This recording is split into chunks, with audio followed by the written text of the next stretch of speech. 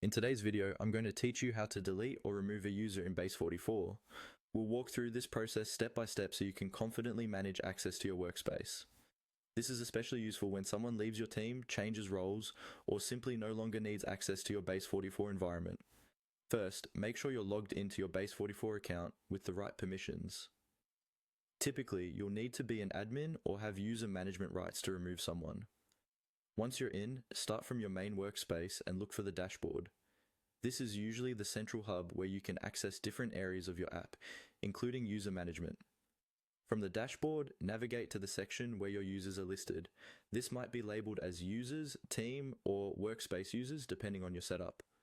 Click on that area to open the full list of users who currently have access. Next, find the specific user you want to remove. Take your time here to double check you've selected the correct person, especially if you have multiple users with similar names. Once you've located the right user, look to the right-hand side of their row for an icon with 3 dots. This is often called the More Options or Overflow menu. Click on those 3 dots. A small menu will appear with several actions you can take for that user. From this menu, choose the option labeled Edit User. This will open a detailed view or panel where you can see the user's information, such as their role, permissions, and status in the workspace. Inside the Edit User view, look for the option to remove the user. This is usually a button or link labeled Remove User. It might be highlighted or placed near the bottom of the panel to indicate that it's an important or potentially irreversible action.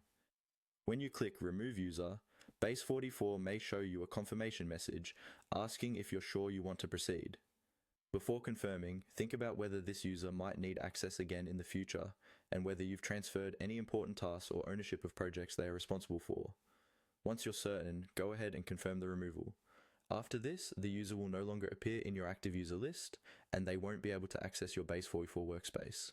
That's all you need to do to delete or remove a user in Base44.